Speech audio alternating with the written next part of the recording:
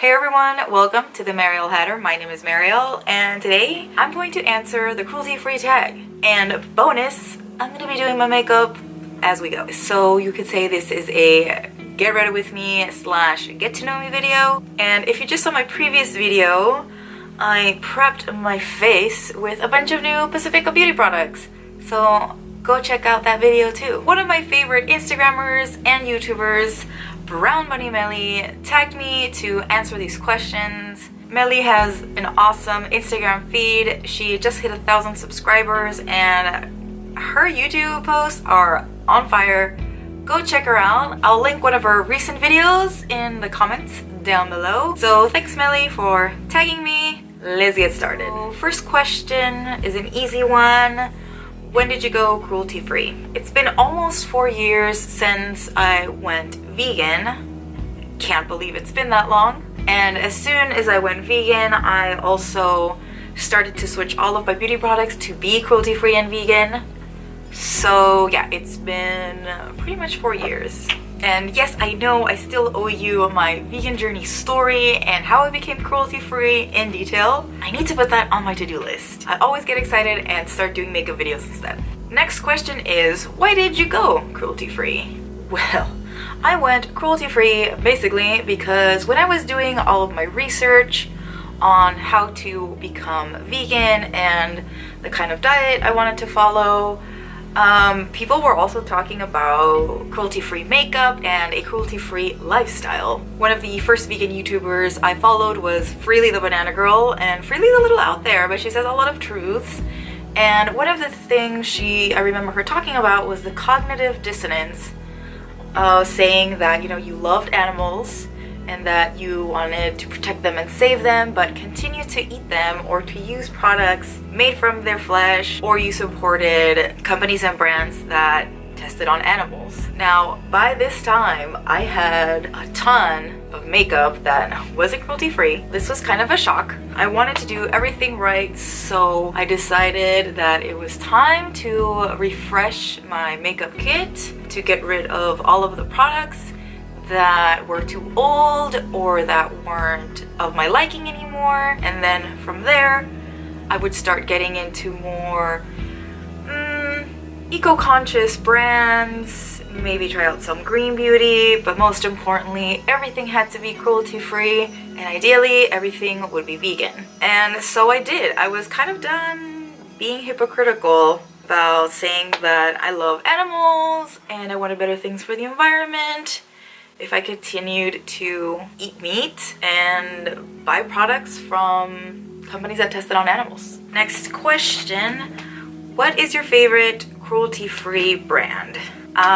Okay, so I can't pick just one. There are so many brands that I love so much. Makeup-wise, like for eyeshadows, face products, etc., I would have to say that Cover FX, Charlotte Tilbury, and Nabla are just right there at the top. Those are my favorites. They all have different products that I love, so I can't really just pick one. And beauty-wise, as in like skincare products, I would have to say Pacifica and Osea are just my obsessions. Those are my favorites. But Derma E is also really good. It's too tough to choose, and my favorite affordable brand would be e.l.f. There are just so many products available. Tough question, tough question. Next question, what is a cruelty-free brand that you haven't tried but would like to? There are so many things that I haven't tried yet. It's really hard to keep up with. I thought that by going cruelty-free and vegan, I was gonna make my life easier, but no, like there are so many things that I want to try. But I think one brand would be Ofra. Vegan Beauty Addict talks about Ofra a lot, and Nikki Tutorials has had products with Ofra, and apparently everything is vegan and cruelty-free, obviously, but they don't advertise it that way, which I find interesting. It's just kind of like by word of mouth, I guess. And yeah, their highlighters are like the first thing I want to get. Next question, what is a non-cruelty-free brand that you wish would go cruelty-free? Recently, I found a foundation brand that is called APDG that is, self-proclaimed as being cruelty-free and vegan. I'm just waiting for them to get certified either by PETA or by Leaping Bunny in order for me to trust those claims. Same thing goes for Milk Cosmetics. Now, out of just regular brands, I think the only brand that I really, really miss is Makeup Forever. Next question, what do you think about parent companies that test on animals? Ooh, controversy city. Like, are you a real vegan? Listen, I'm not one to judge those who choose to buy cruelty-free and vegan items from cruelty-free brands that are owned by a company that tests on animals. Why? Because a lot of those companies were one of the OGs that would advocate for an end to testing on animals, like Urban Decay and Too Faced Cosmetics. But for me, it's just not something I want to support right now. Not because, I find it to be wrong or anything, but just because I'm having like a blast trying out indie brands and discovering so many items from brands that are either 100% cruelty-free and not parent-owned, or 100% vegan and cruelty-free and not parent-owned. So I don't find like a need to go to brands that have a parent company that tests on animals. Every now and then I kind of get I wonder what Urban Decay is up to. But other than that, it's like, eh. So maybe in the future, I'll be a little bit more lenient and purchase from these brands. But for the time being, I don't need to. Kind of doing my makeup and answering is making me go slow. I don't think I'm gonna finish my whole face by the time this is done. Okay, so the next question requires a little concentration. Who is your favorite cruelty-free YouTuber? I don't have just one. So at the top of my list would be the cruelty-free and vegan YouTubers that helped me transition into cruelty-free and vegan beauty, and those are Logical Harmony, Wife Life, and Vegan Beauty Addict. I love their looks. I love all of the information that they provide their viewers and followers.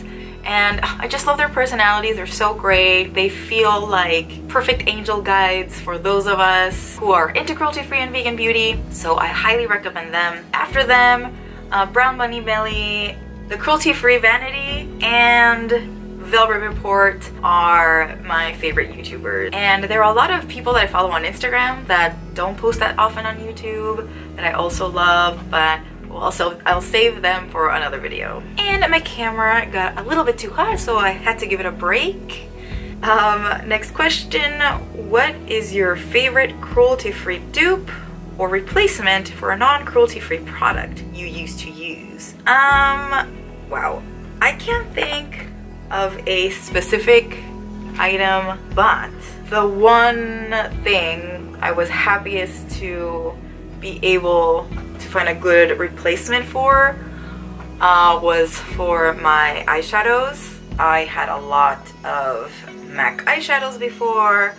I thought they were the most fun colors with the best quality, and right before I went cruelty-free and vegan, I started using Anastasia Beverly Hills eyeshadows. Some of those are vegan, a lot aren't. But I thought those were a perfect replacement for MAC eyeshadows. And now I've found Nabla eyeshadows, and I think those are the most beautiful, the best quality cruelty-free and vegan eyeshadows out there.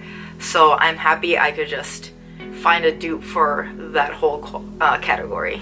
Next question, what is the hardest part about transitioning to cruelty-free makeup and beauty? I think that what gets everyone kind of just confused is figuring out what is genuinely cruelty-free and what isn't.